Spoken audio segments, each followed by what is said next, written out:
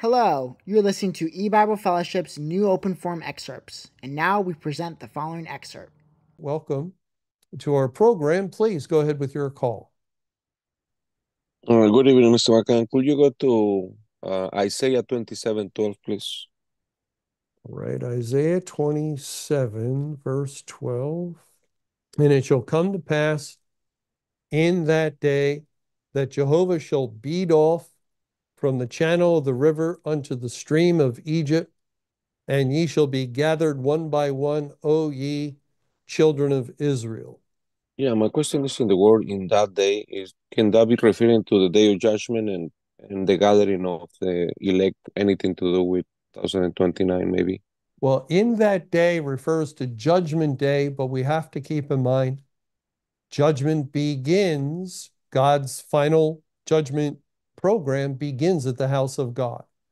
So there can be references to in that day that would point to judgment on the church, and there can be references that point to judgment on the world. If we go back to verse 1 of Isaiah 27, in that day, Jehovah with his sore and great and strong sword shall punish Leviathan, the piercing serpent, even Leviathan, that crooked serpent, and he shall slay the dragon that is in the sea. In that day, sing ye unto her a vineyard of red wine.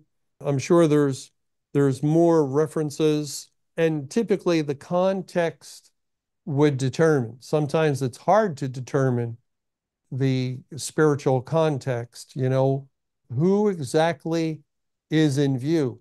And there's passages and even chapters in the Bible that we could have very good understanding of, like you can see types and figures and follow, but due to being unable to determine the spiritual context because it's just not clear enough, or God hasn't opened up our eyes to discern exactly who is the object that is being referred to.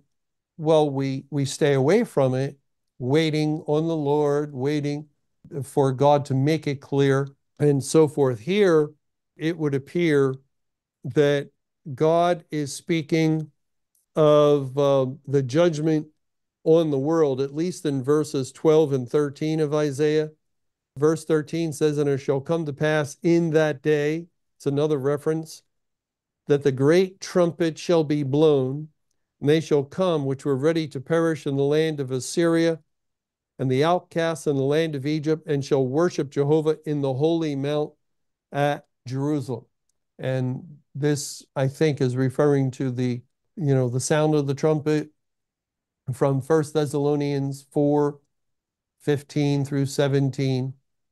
Christ comes with the great sound of a trumpet, and then there is a gathering.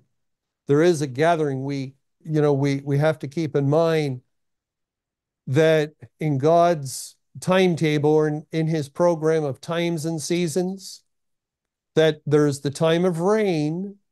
The church age was the period for early rain.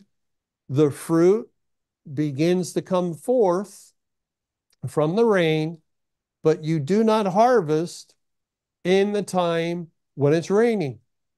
You wait for the rain to complete, because the more rain, the more fruit.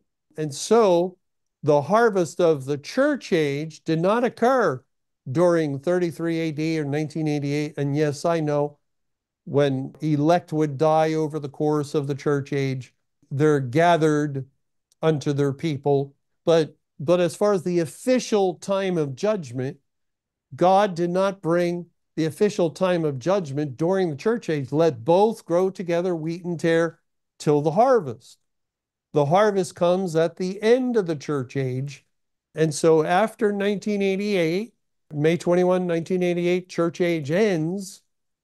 And then there's 2,300 evening mornings. So it's not really happening then.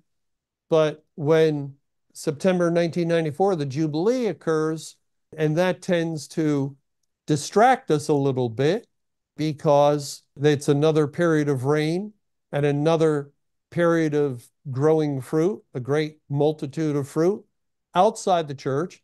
But if we stay focused on the first fruits that the early rain, produced, then their time of harvest was from 1994 until May 21, 2011, the separation of wheat and tares.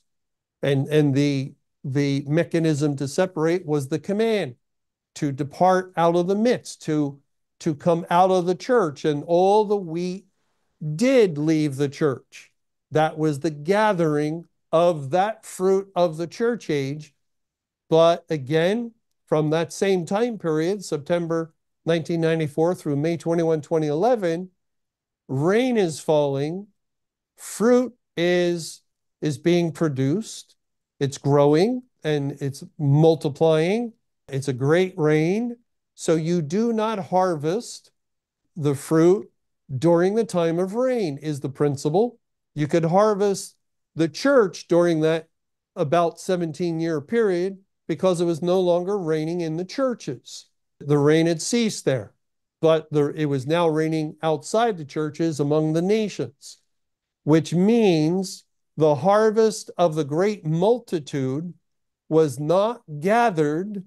It was not gathered during the time of the latter rain, which was the Great Tribulation period, but it's gathered after, like the harvest of the wheat, the first fruits, was gathered after the church age ended and after the rain ceased. Likewise, the harvest of the great multitude is gathered after May 21, 2011, in the day of judgment, our present time period, which is why we have the figure of the great catch of fish, and they represent the great multitude that came out of great tribulation, and the fact that the net doesn't break and all the fish are enclosed, no fish are being added. God's salvation concluded, and afterward, a delay in drawing. They were unable to draw the net due to the fact it was a great multitude. So there was a delay in drawing. Then Christ gives the command, bring in the fish which you have now caught, and they drew the net to him. Thanks for watching. And don't forget to like, subscribe, and turn on the notifications. That way you don't miss any upcoming videos.